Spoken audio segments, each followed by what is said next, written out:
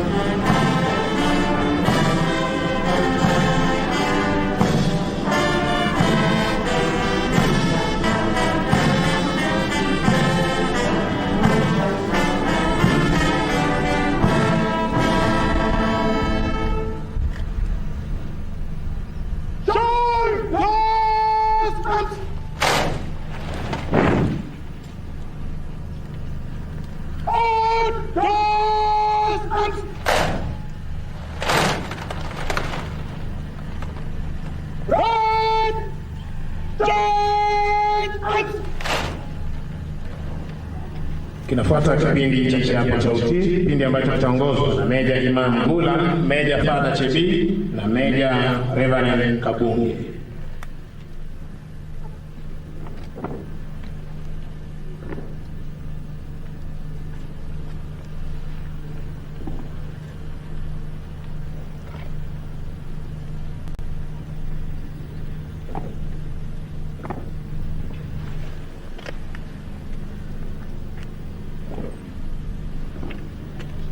Kiapo cha utii. Mimi sasa na mbele ya Mwenyezi Mungu kwamba nitakuwa mwaminifu na mtiifu kwa rais, amiri jeshi mkuu na Jamhuri ya Kenya na katiba ya Kenya.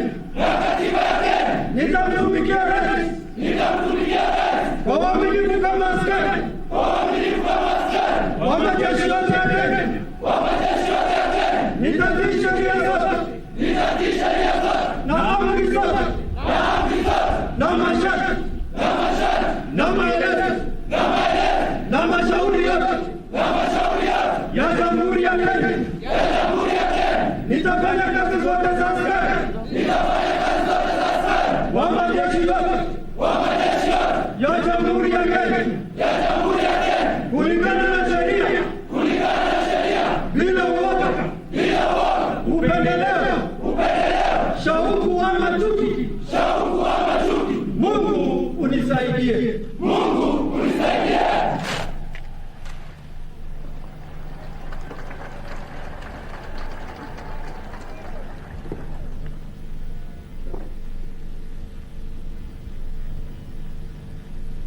Asante kwa heshima, tunaweza keti tafadhali.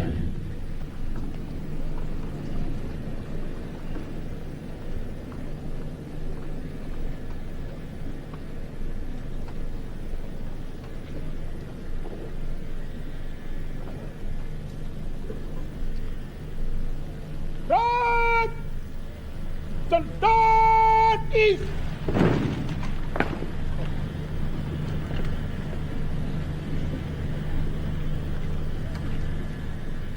Turn east. Mheshimiwa Rais, kinafuata kipindi cha kuweza kuwatuza na kuwazawadi waliofanya bora katika masomo yao pamoja na mafunzo yao, kipindi ambacho kitaongozwa na mkuu wa chuo hiki Brigedia Paul Kahuya Njema, kushirikiana naye Captain Ismail Rube, Warrant Officer 1 Mohamed Bahola na Warrant Officer 2 Geoffrey Lobo.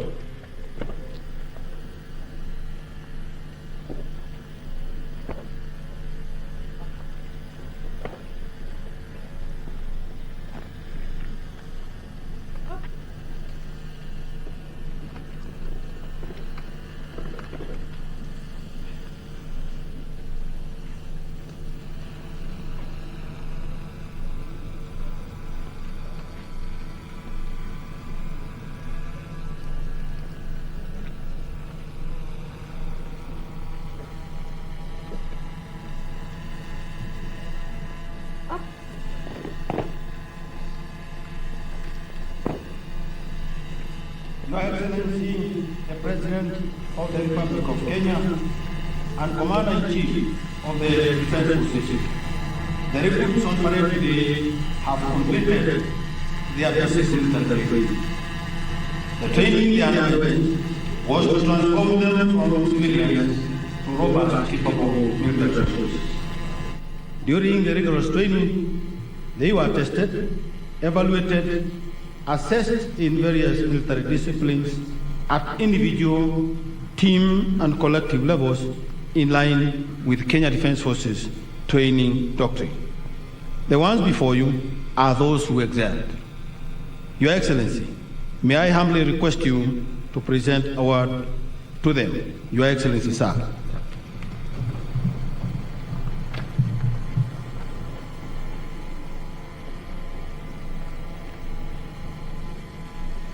Winners of awards: Best Division All Round, Nyati Division, commanded by Captain J.K. Bett.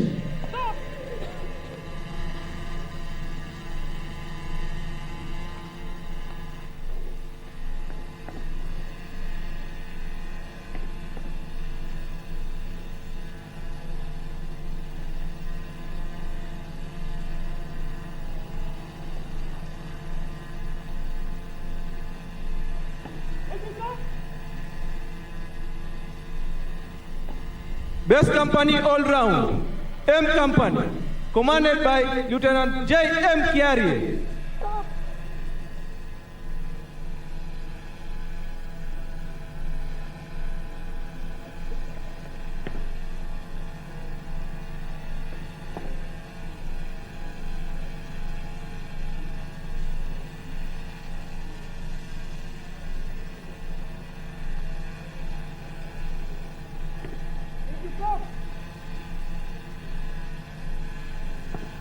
Best Platoon All Round, number 4 Platoon, commanded by number 109 166 Sergeant Hilary Kamau.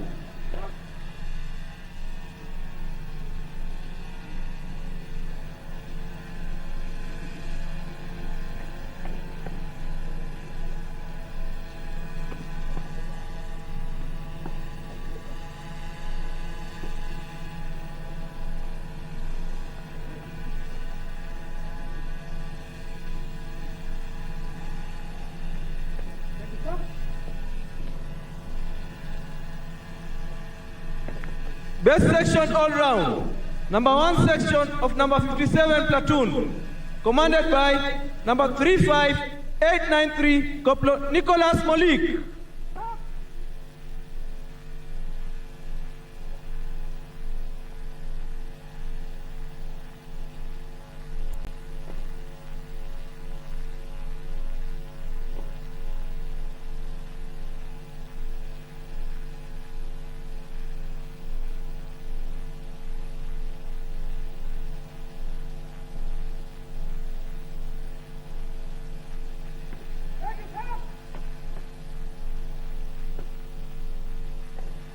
Best Recruit All Round, Number 163138, recruit Paul Mito Okoth, Kenya Army.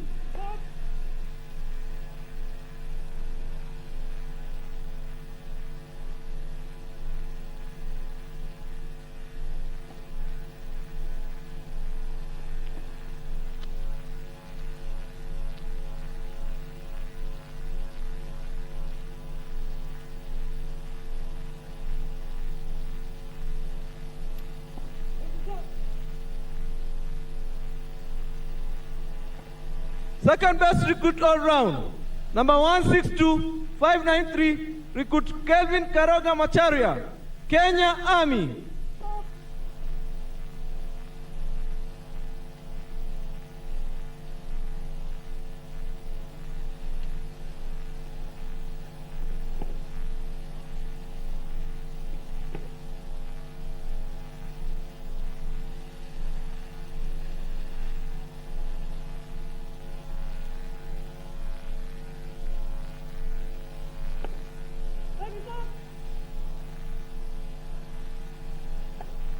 Best female recruit all round, number 113661, recruits Rose Kerubo Ontabo, Kenya Air Force.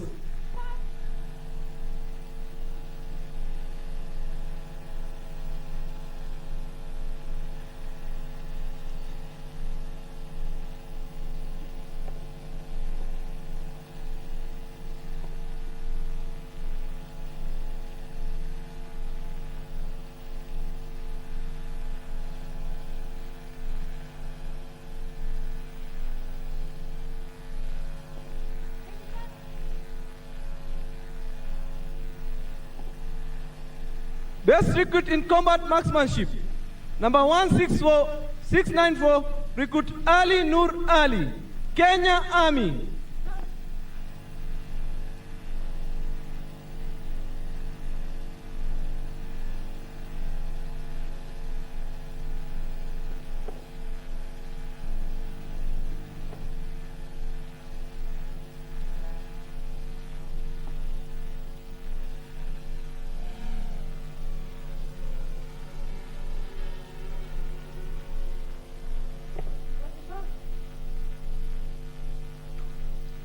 Asante sana Mheshimiwa Rais kwa kuweza kuwatuza na kuwazawadi waliofanya bora katika mafunzo yao pamoja na masomo yao.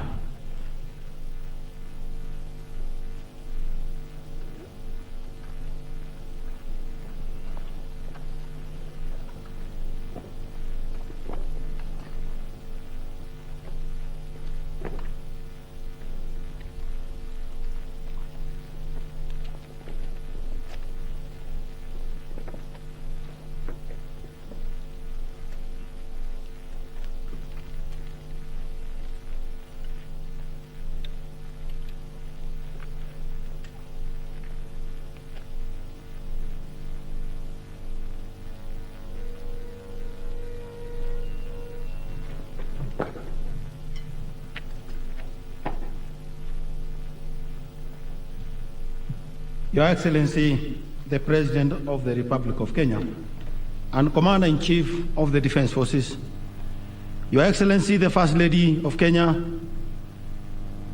the Cabinet Secretary for Defense, Honorable Cabinet Secretary is present, Chief of Defense Forces, Governor Uasin Gishu County, Governor Elgeyo Marakwet County, Service Commanders, honorable members of Parliament, distinguished guests, ladies and gentlemen.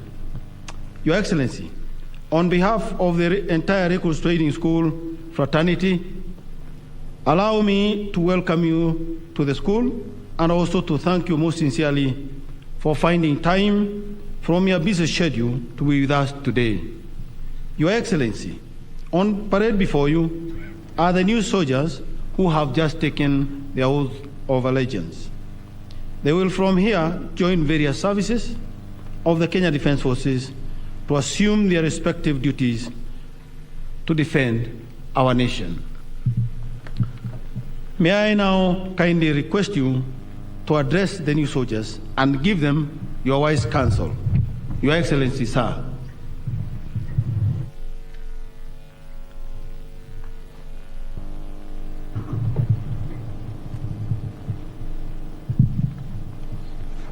Thank you. Please be seated. Thank you very much.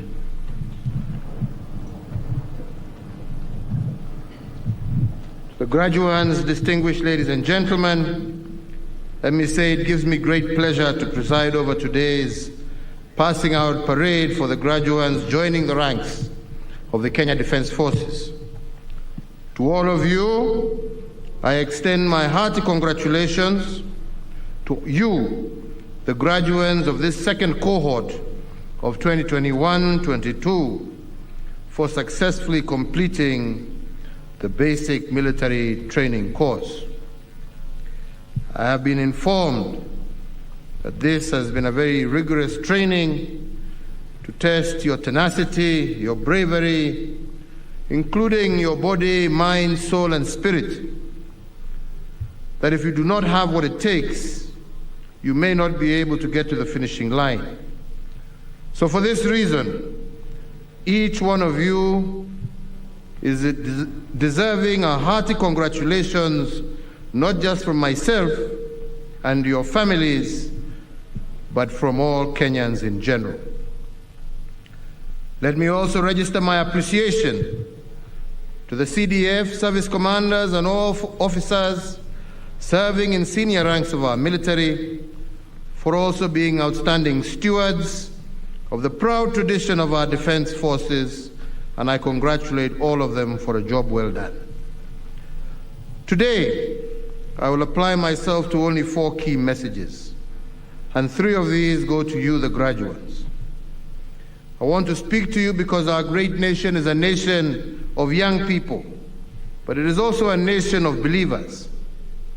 Firstly, Kenya is a nation of believers in God, in duty, courage, and honor. As we admit you to the ranks of the custodians of our sovereignty and our way of life, those 4 ingredients should guide your every action. Secondly, your pass out elevates you into a place of esteem in our society. With that high privilege comes heavy and demanding responsibilities. To succeed in your military career, you must be willing to sacrifice, to put Kenya and the service above self, and to commit to uphold with fidelity the golden reputation of our defense forces. Thirdly, you join our esteemed defense forces during a period of transformation.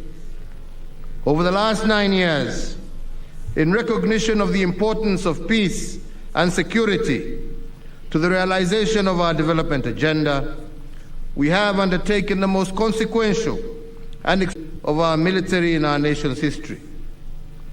We have done this by tooling and retooling our military, addressing the welfare of our military officers and all security organs in a way that has inspired hope in the possibilities of our nation. And thirdly, by investing heavily in training and skills development. Your health care facilities, accommodation, remuneration and allowances, and your overall terms and conditions of service have been vastly improved. We have gone further now to enact a law that creates safeguards for your retirement and also facilitates the integration of anyone incapacitated or severely wounded in the course of his or her duties. And to seal this guarantee, on 15th of June this year, I had the honor and privilege of assenting into law the Military Veterans Act. Fellow Kenyans, the 4th limb of my message today reflects on the weight of decisions that I have had to make as Commander-in-Chief to foster the safety of every Kenyan. Over these years, some of the most agonizing decisions were ones that would put our soldiers in harm's way. They were difficult decisions because officers are our children, and when they go out on any mission in defense of our borders at home or abroad, I know too well that they would either return hoisting our national flag or return wrapped in the same flag. Regrettably, in the course of their dutiful service, some of our soldiers made the ultimate sacrifice, while others have been wounded.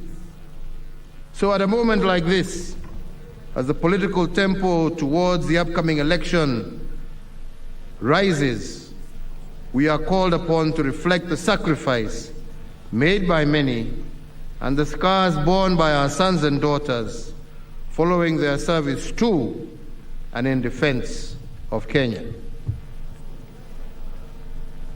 So to all our officers in all our disciplined service, let me say that I shall never tire of thanking you for your bravery, excellence, and dedication. You are the spear of our safety, our shield against those who would wish to do us harm, and a beacon of inspiration for the entire nation. As a modern and versatile military, KADF has embraced unfamiliar roles, but has also excelled in them. Due to your record of delivering superlative results, I have tasked the KDF from time to time to take charge of various strategic national programs and even to rescue failed institutions. You did it with the revival of almost 600 kilometers of dead meter gauge railway in a very impressive manner, ahead of budget and within schedule. When we had to drain the swamp from inside out, we turned to you, the disciplined forces, and summoned you to the course of nation building, and you did it when we gave you the challenge to revive the fortunes of our livestock herders, when we tasked you to revive the Kenya Meat Commission, and you did and turned it into a profit-making enterprise in record time. You also did it at the Kenya Shipyard Limited, and today this corporation is poised to be the largest shipyard in sub-Saharan Africa. You did it at the Uhuru Gardens National Monument, and in only 22 months, you did what takes many 10 years. We have seen your service through the Nairobi Metropolitan Service, where residents of Nairobi can now access basic health services. You also did it for the nation when you anchored our national response to COVID-19 pandemic. And in moments of national disasters and civil emergencies, your efforts saved lives and property. So we see it in every day, and we are grateful for that work. So ladies and gentlemen, I once again thank all our security officers for all that you do. And in the same time, I wish you, our graduates, well as you join the ranks of those who have come and gone before you. Leaving here, you carry with you the respect and the abiding admiration of an entire nation. Your charge now is to protect our sovereignty and to a lifetime of duty, honor, and courage in the service to our nation that we are all devoted to. I urge you to guard the legacy bequeathed to you by your predecessors, adhering to all norms and values as prescribed in the oath of allegiance. And indeed, my message to you is that you must always be above reproach. As your Commander-in-Chief, I know and I am confident that you will not disappoint your compatriots. I am confident that the knowledge and skills you have acquired are and will be an enduring value to not only yourselves, but to our country as well. And may this ceremony today mark the beginning of a distinguished military career as you report to your respective services, formations, and units in the service of Kenya. To the Defense Forces leadership, the Commandant of the school, all officers and service members in the Recruits Training School, once again we salute you for the commendable work whose fruits we see before us today. I also extend our gratitude to the parents and guardians of these recruits passing out today, an entire nation shares in the joy of your sons and daughters answering to the call of service. Nasema Mungu awabariki, Mungu awalinde, mukiendelea kutekeleza kazi ya kulinda nchi yetu. Mungu awaongoze na aweke vyema. Twawatakia nyote kila laheri. Asanteni sana.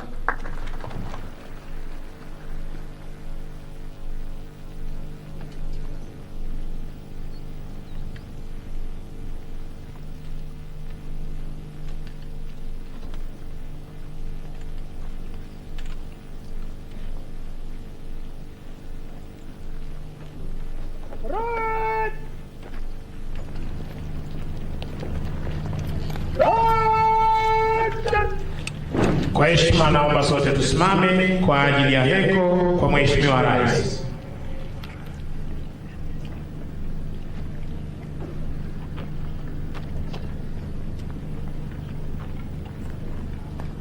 God will remove hardness. Remove hardness. Three cheers for His Excellency the President. Hip, hip, hooray! Hip, hip, hooray! Hip, hip, hooray! Replace hardness.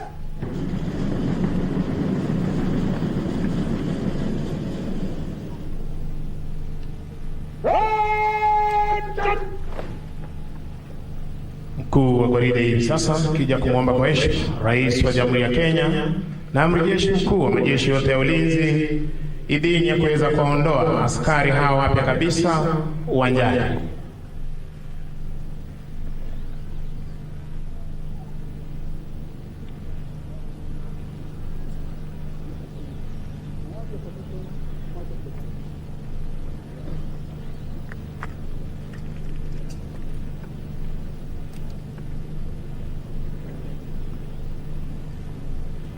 Asanteni, kwa heshima tunaweza kuketi tafadhali.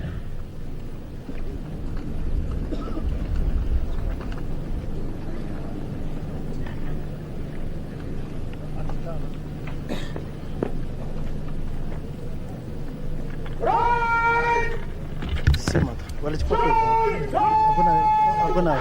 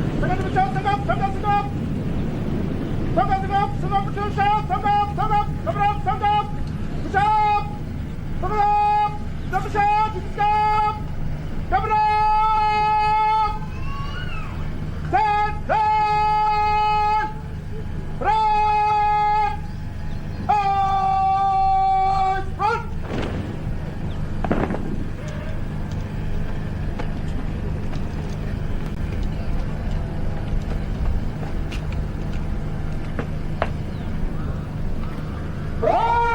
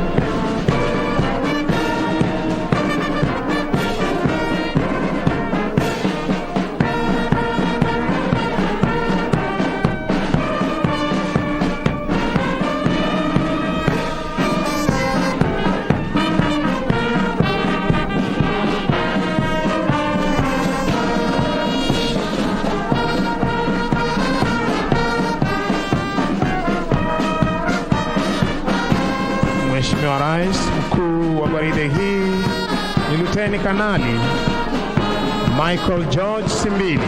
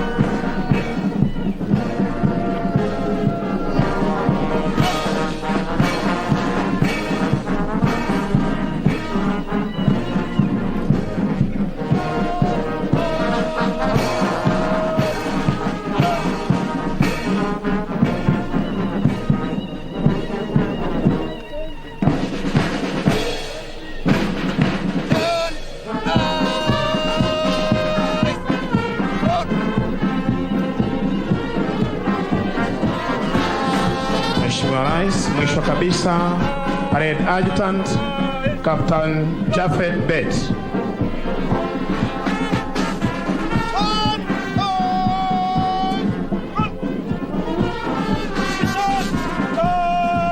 Nizamu ya bendi za majeshi ya ulinzi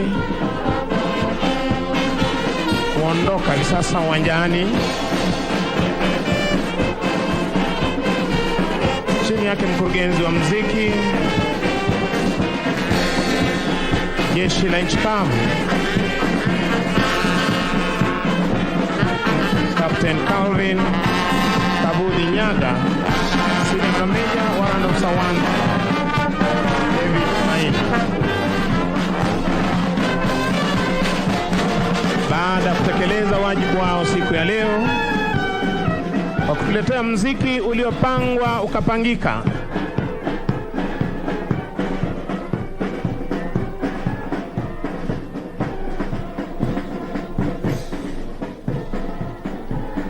basi nitaomba tutulie. Wengine wote nitaomba tutulie tafadhali.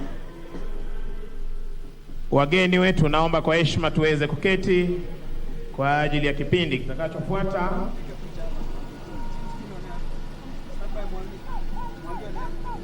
Mgeni wetu rasmi, kinafuata kipindi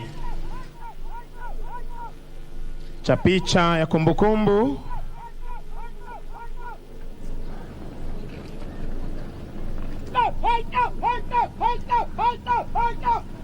Unavyoshuhudia askari hawa wako tayari, Mheshimiwa Rais, kutekeleza wajibu wao. Watavipanga viti hivi kwa muda mfupi waliopewa kuambatana na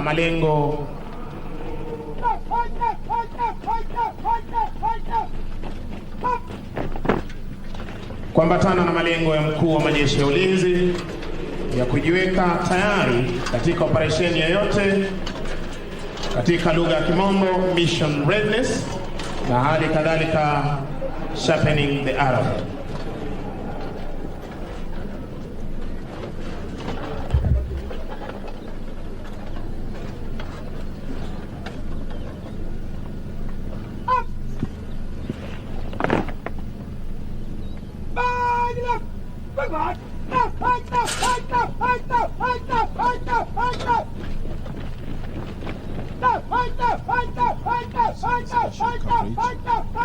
The passing out parade of the Kenya Defence Forces recruits at the Moi Barracks in Eldoret. The President, in presiding over the event, has called on Kenyans to continue supporting the Kenya Defence Forces, and he has continued to root for the KDF for the amount of work that they have put in ensuring that the country is at par with her peers as far as development is concerned. The head of state has singled out the involvement of the Kenya Defence Forces in sectors such as the Kenya Meat Commission, the Kenya Shipyard Limited, as well as the 600 kilometers of railway has been rehabilitated with the help of the Kenya Defence Forces. The President has reminded the country that as it gears towards the general election, they ought to put first the country and show the support that it has shown over the years to the Kenya Defence Forces. Today, the head of state did open the Eldoret Regional Hospital, which has been constructed by the Kenya Defence Forces. It is a third of its kind in the country and is expected to serve the Kenyan men and women in uniform, as well as their families and those who have retired from the service. This is perhaps one of the final duties that the head of state will be conducting as he exits office, with the election coming in a month. Well, this broadcast has been brought to you courtesy of the Kenya Broadcasting Corporation and the Kenya Defence Forces.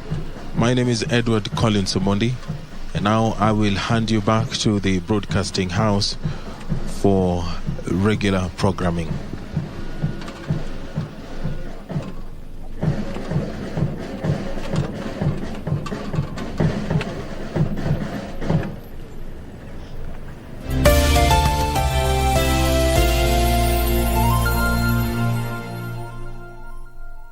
Kupata ulimi na mafikira kama Skiza Tune kwenye simu yako, bonyeza *811 *815 #. Hey, my friend, ulimi ni kama msumari na mafikira ni kama nyundo. Hizo vitu mbili zikishikana, zinaweza jenga ama zinaweza bomoa. Haki na sita tafadhali. Hebu fikiria hiyo kitu nataka kuniambia kabla nishike hii simu. Kama unataka kunibomoa, toa hiyo simu kwa masikio. Unaona hiyo kitu ya red?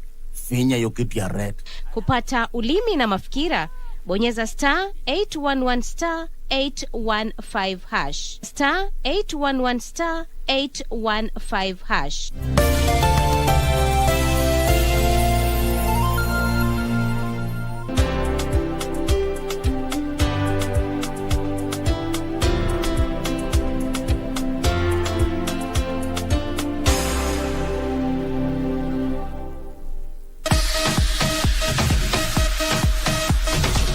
The Africa FIBA 2023 World Cup qualifiers enter the third phase from July 1st to 3rd. Kenya will contest for the coveted World Cup slots when it takes on hosts Egypt, Democratic Republic of Congo and Senegal. Guess who's on it? Woo! Which gives Kenya another chance to run an even better draw of feet! Watch the matches live from Alexandria, Egypt on KBC Channel 1 starting on July 1st to 3rd. KBC Channel 1, your true sports partner.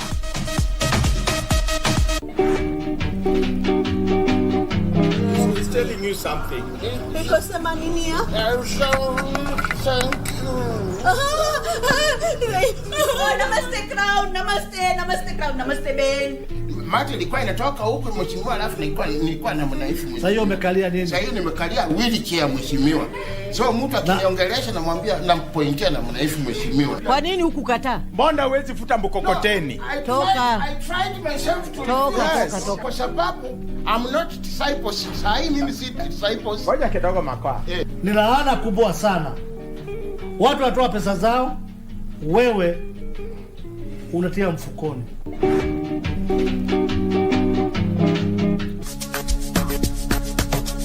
Catch Flirty Carlos on Easy Friday with Shiksha Aurora, only on KBC Channel 1.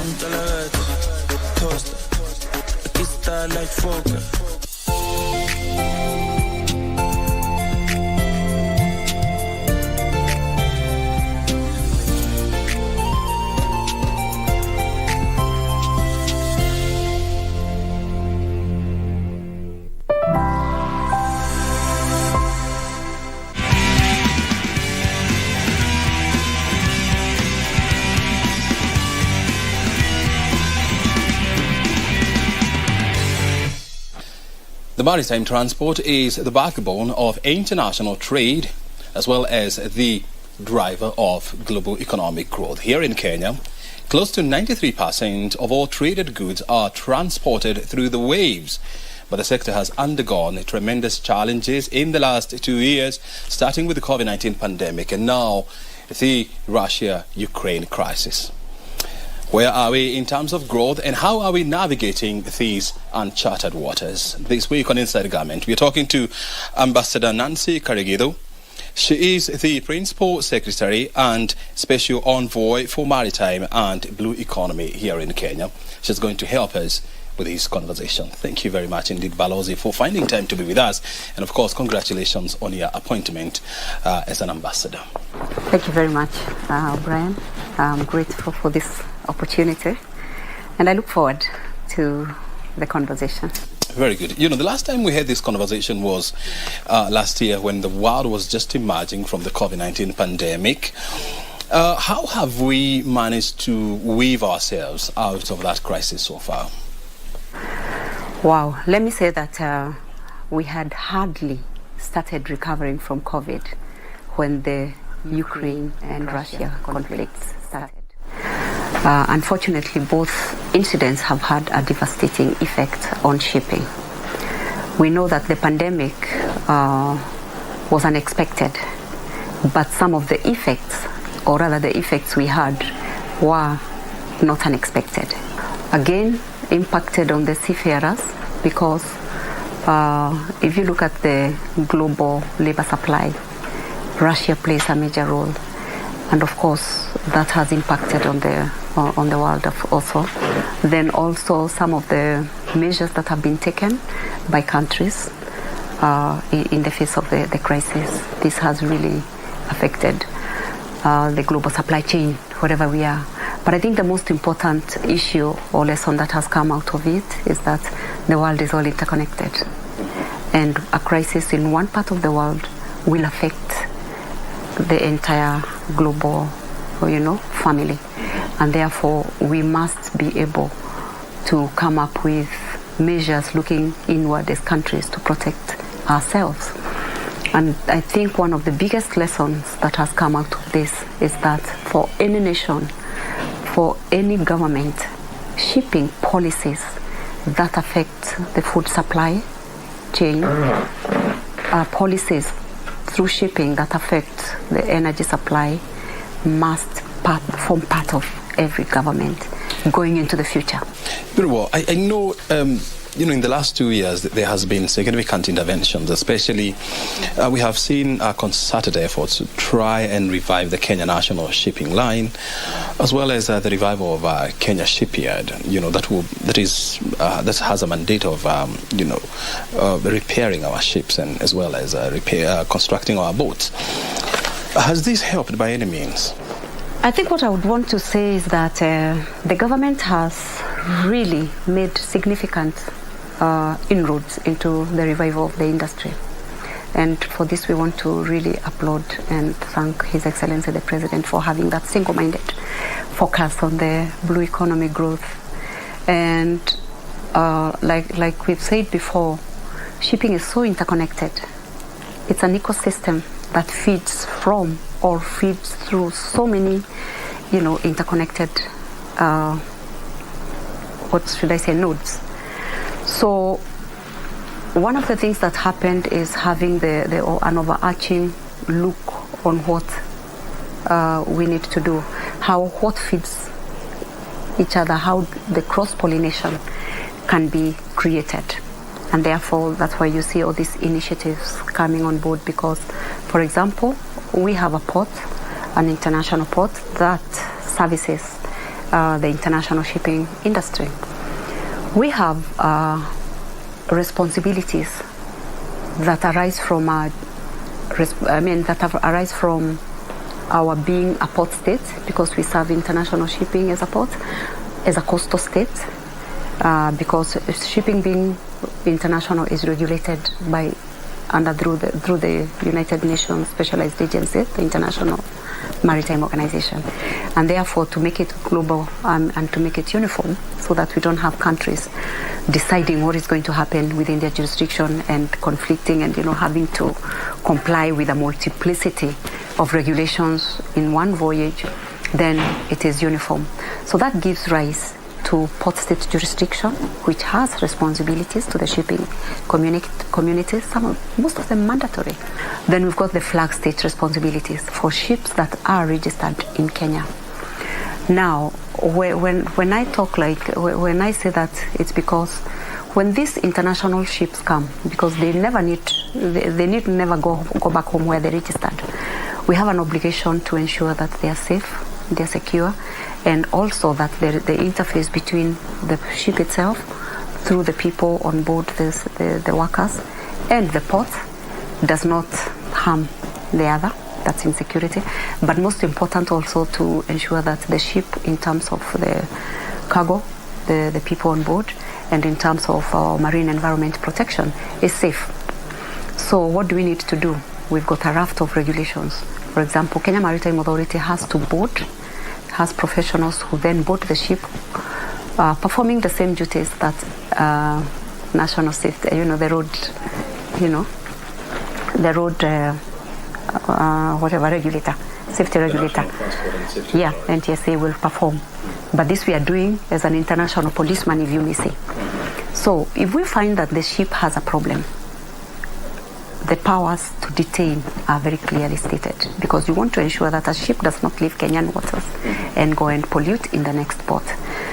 Now, when we do not provide that vessel with the facilities where she can be repaired, what are we doing? We're keeping her in port, gaining because she must pay to be there, but then not enabling her to comply. And that's why the shipyard becomes very, very important on that note. Not to mention the fact that there'll be Kenyans, or rather the policies are to ensure that Kenyans also participate in the maritime trade, and there is a lot of scope that we can do. So where are they going to get those ships if we cannot be able to provide for the building and for the repair, but most important, the jobs. The jobs for our youth. Through partnerships with international shipping lines, KNSL was supposed to enter into agreements with the shipping lines to help in the training of seafarers as well as other workers. Has this ever been implemented? Jobs are very important for our young people. We have a population that we are told 51% are youth who have a life, they have a long life to make use of their talents. And like we said, there's a limit as to how much you can train or you can absorb them unless we create, scope for them. And therefore, jobs in the maritime industry become very, very critical. What has been the main problem we had in terms of training? The first one is because we've not been able to provide the facilities necessary for the youth to get the legal finish that then enables them to work. Every area has got its regulations in terms of job entry, in terms of skills training, and in terms of continuity of service. I'm a lawyer by profession, and every year, if I'm practicing, I have to renew my certificates. The same in the shipping industry. Those people who work on board ships have a scheme of service, or rather regulations that are meant to ensure that they remain relevant. So they have to revalidate their certificates, they have to keep improving their skills based on the changes in the sector. The most critical is to have training on board a ship. And we are talking of a country that doesn't have ships.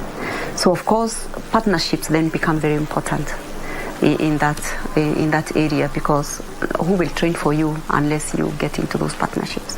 We've got the youth, they've got the brains, they've got they're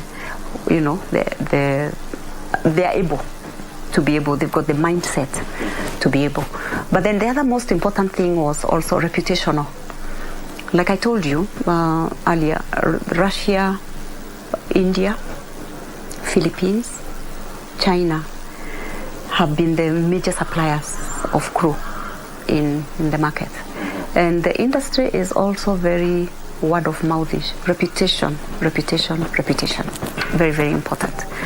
Now, because at some time we lost that chain, the continuity of Kenyans serving on board when we do, getting the Kenyans to display their skills and to be able to be seen by ship owners as a viable source of labor also presented a challenge. And that's why, like you said, the revival of Kenya National Shipping Line became very, very important, because then it became the platform, or should we say the display case, where we display the Kenyans.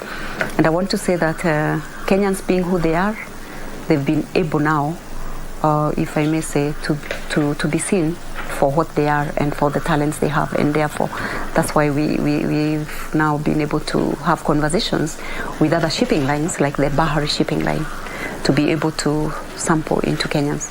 But training, now we are realizing that the numbers that are needed, we need to really ratchet up the capacity for training that we have. Then you're talking about capacity, and we know there is concerted efforts to re-engineer the Bandari Maritime College, and also we have established the Maritime Training School in Kisumu. How are these two going to help in upscaling the number of crew and seafarers that we can produce in this country?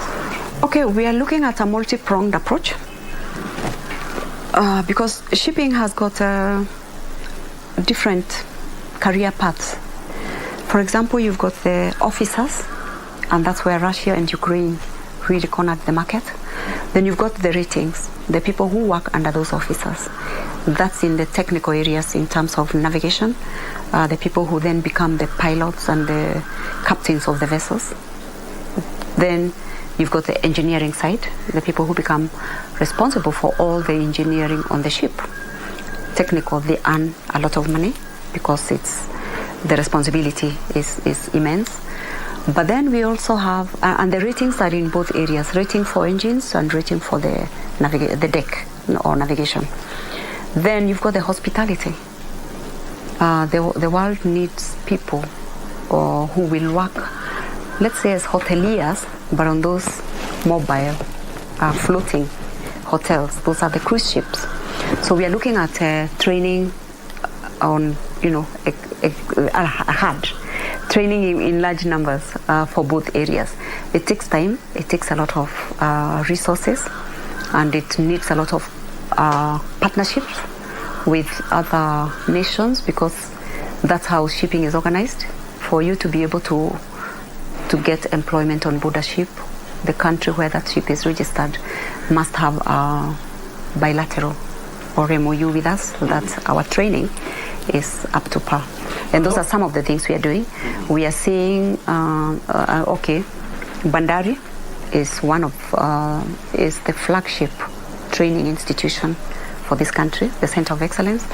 Then, like you've mentioned, we've got the Radio Maritime Marine Training School in Kisumu, Kenya Coast Polytechnic, Technical University of Mombasa, and one of the older ones, Jomo Kenyatta University of Agriculture and Technology, that has really done us proud in terms of training marine engineers who have proven their mettle when we've sent them on board. And now the reputation of Kenya has begun to grow. Now, you talked of the Ukraine-Russia conflict and the COVID. Whenever something happens in the world like this, whenever a crisis like this happens, there is disruption. And disruption then brings with it opportunities as well as, challenges. And we're seeing that because of COVID, there is an opportunity now for a major shift in terms of the balance in labor supply. I know there are about 1.9 million seafarers in the world, where Russia and Ukraine, they control almost 14% of these numbers. In terms of ourselves as a country, where are we in terms of tapping that market? Okay, a lot of them are in the cruise industry, and I would say that we may have no less than, from the time we had the COVID, and Kenya, when the COVID pandemic started and Kenyans were coming back, we realized that we had a lot of Kenyans that had gone on their own to work in the cruise ships, like around 600 who we brought back on our own. In terms of the arrangements that government has been making, if we count the cruise shipping and the technical areas, we could talk of 1,000 in the international job market. This is a subject that you have always discussed. That when you look at the world, there are about there are more than 130,000 ships out there, and yet as a country which prides itself as a maritime country, with a major coastline and rivers and lakes, what are we doing to ensure that we also become part of this exclusive club of countries that own ships? Whereby our neighbors here in Ethiopia, has about 11 ships. Like I said initially, the way the shipping is, or rather the way shipping impacts every fabric of society, every fabric of the life we know as Kenyans. For example, sitting here, everything around us has been touched by shipping, including the clothes we are wearing today. Either as raw materials being transported from from the producing country to the final manufacturer, everything is touched by shipping. And from the two crises that we have seen, it's going to, shipping is going to continue to impact on the fabric of our society. And therefore, like I said, policies that impact on shipping must be part of government, any government that cares for its people. And like I said, one of the things that this government has done is integrate as much as possible shipping into everything we do. And that was the reason why the shipping or the blue economy, the maritime sector, was incorporated into one of the 8 sectors under the economic pillar of Vision 2030, so that whatever we are doing as a country then takes or rather reflects on what shipping will do.